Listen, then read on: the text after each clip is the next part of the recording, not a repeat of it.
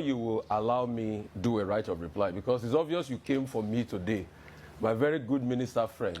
You know, Rufai, after hang on a minute. I'm still talking. Hang on a Allow me minute. to finish. After you went to report me to, you can finish. But after you reported me to President Tinubu, you are on here with me again today. But it's fine. I will respond to you, Minister. Go ahead.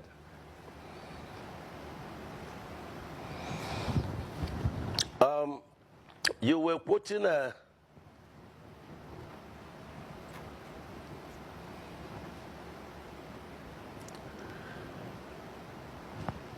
But am I on? Go ahead, Minister. We can hear you. Go ahead. We can hear you. Okay. Yes. Now, the third one, Rufai became an attorney, darkening counsel without knowledge. She said, oh, there is a case in court. Yes, there were and there are still cases in court. The first case was 39, people that their properties were demolished and properly, evaluated, and they were paid. Even shanties, the president directed us to pay. Because he wants to alleviate their problems. Naturally and normally and by law, we don't pay for shanties when they are destroyed. You pay for properly, registered, properties. And when you destroy it, you pay. Now, the 39 of them, which Win Home was one of it, the court dismissed the case. Then she now single-handedly on her own went to Federal High Court and instituted another case. That case is on. Probably that's what Rufai, SAN is quoting. And then there's also another case she instituted, diaspora investors. This diaspora investor, there was no registered, evidence. And so they cannot sue or be sued. Now, the question is, in the court did not put any injunction against the work. And in any case, we had passed the road even before they went to court. If somebody sues you, Rufai, and says that, you passed, against the traffic, which you did sometime, you broke the law. And it does not mean that, you are restricted unless the court evidently says so. So these are the issues. Now, the diaspora, the investors, who are resident in Nigeria, with me and you, they have come to me, they have sent me a letter, they want to come to the office to see me. And I'm willing to see them.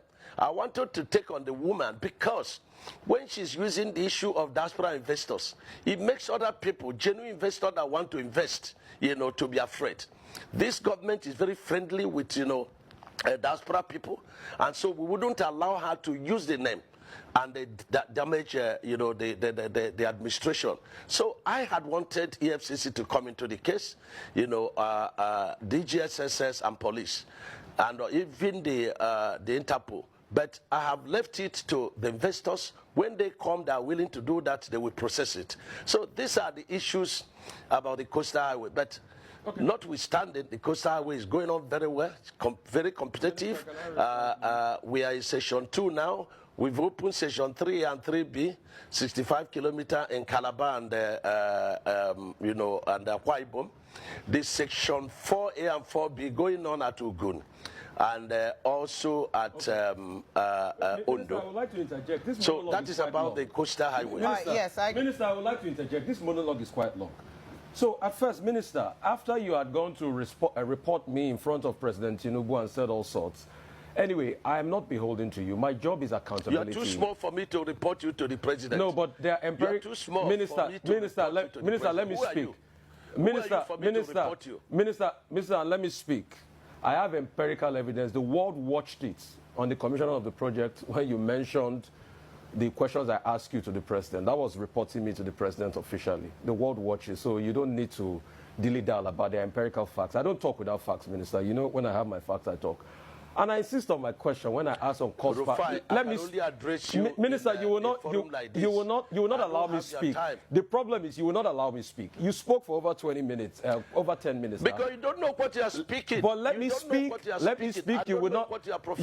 You will not allow me speak. You see, if you can just keep quiet and be calm and just allow me speak, I'll be happy. All right. So my question still persists as regards the cost per kilometer. You cannot tell me that we don't have a right to know the cost per kilometer. Even if it's an undulating landscape, give us all the facts and the details of the cost per kilometer. That's all we'll ask for. Other questions as regards the loans taken. Let me finish. No. I will Let keep me quiet finish. for you to damage Let me information. finish. Listen to me. Minister, you will Listen not to allow me. me speak. The minister will not allow me speak. No. Don't do that with me. Minister will Don't not do allow that me with speak. me. I was in your studio. Minister will not and allow when me the speak. first section was on, and I ran the figures. And what you're asking us is 750 kilometers of coastal highway. We should tell you cost per kilometer. So you multiply by 750. That's nonsensical. No, so tell me the cost per kilometer. There's nothing too hard for you to tell me that figure. You've not still told me that figure, so I was right on that point.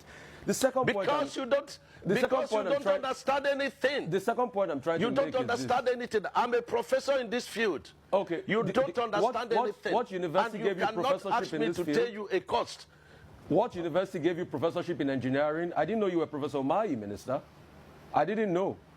So... Please, I'm professor in practice. In practice. I'm professor in practice. Okay. I understand engineering very well. So secondly, and you have no knowledge of what you're asking. If you will let me... You have no knowledge. If you will let me ask So you keep quiet. Okay. And then stop, okay. you know... Minister, it's all right. Keep dignifying yourself and let the world see you for who you are.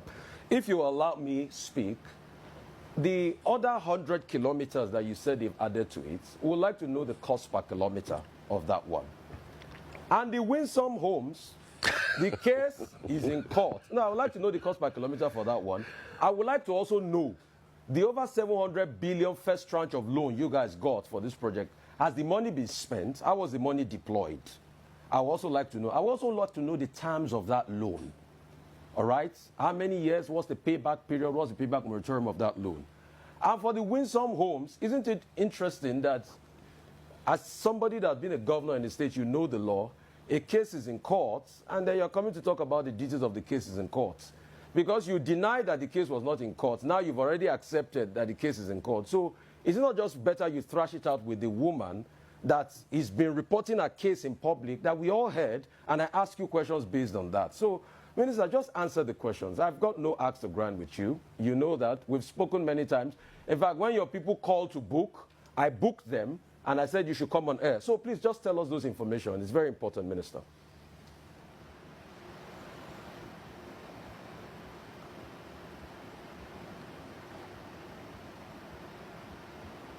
I'm not hearing, even though this guy is not... Yes, you know, in certain cases in court, you say, you know, you do no case submission. Rufai does not know what he's talking. And I think he should come to learn, you know, one, how to talk. Number two, Mayo. He answered the question. How have the loan been spent? What's the cost per kilometer of these new 100 kilometers? How much is it going to cost? And how has the cost been spent? All right, Minister Mahi, you have the floor now to please respond to the questions that have been posed to you. Okay. Number one, you know, this guy makes me, you know, it makes me, you know, to laugh, you know, at a very high level of ignorance. I was in Edo State, and I said, listen, the president has directed, you know, 100 kilometers of the coastal highway to pass through Edo State. And this man is asking me how much per kilometer. This 100 kilometers has not been designed. There has not been a soil report on it. And so why are you asking me, you know, to, you know, is it to name a child or to do a birthday for a child that is still in the belly of, you know, a mother? That's what he said. So, and he's doing it, you know, what is the cost per kilometer? You know, what is the cost per kilometer? Listen, in this kind of project, you are not dealing with a cost per kilometer. You can't say this is an average cost per kilometer. So I'm teaching you English now. You can talk about an average cost per kilometer because every 1 kilometer is different in cost from the other kilometer. So you can talk about cost, average cost per kilometer. Now, Rufai, that project has not been designed. It has, the soil report is not out.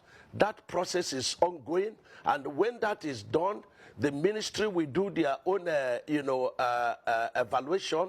We now go to BPP and ask for selective tendering of the project. And when